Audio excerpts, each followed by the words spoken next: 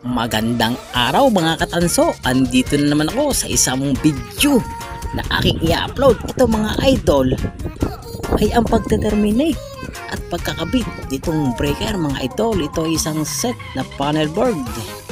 Ating isa-isahing ikakabit yung mga breaker nito mga idol. Ayan, at nasa harapan atin ang paspasan para naman tayo mabilis at hindi nakakainip. Kahit tayo merong background music ay iba pa rin yung mabilisan dahil kilala ko na kayo, mag-i-scroll na agad kayo. Kaya naman ito at akin ang papaspasan mga idol.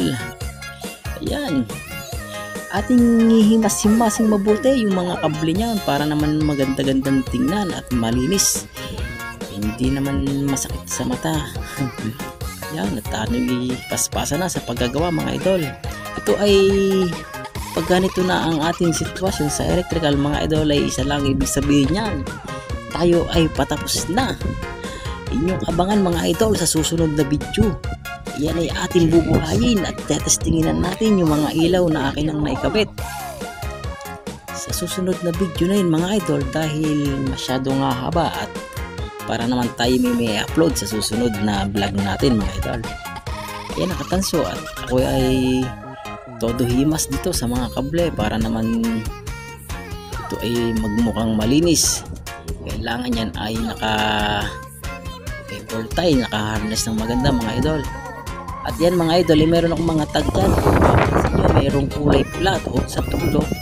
Meron yung mga numbering, kaya kung anong number yung nandiyan ay doon ko rin ikakabit dahil yun yung nasa ating electrical plan.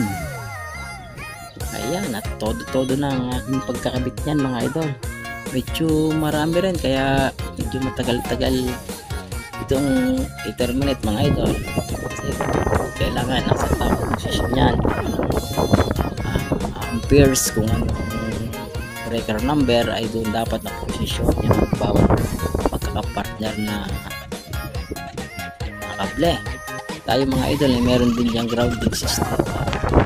Lahat dyan ay ground na kinapit ko yan sa bandang ilalim, hindi na mapansin dahil medyo malapad tayo medyo tumataba na tayo mga idol. Kayo mga katanso, ano bang pinagkakaabalahan natin dyan? Ay, nakakapanood din naman kahit paano ng ibang nag-vlog, hindi natin kaya sabayan at tayo naglilibang lang, hindi natin hanggang yung magandang sahod dito. Kaya mga idol ay sa kasalukuyan nakaterminate na. Yan ay ating ipapower on sa susunod na video. Hanggang dito na lang muna mga idol. Hanggang sa muli, maraming salamat sa suporta.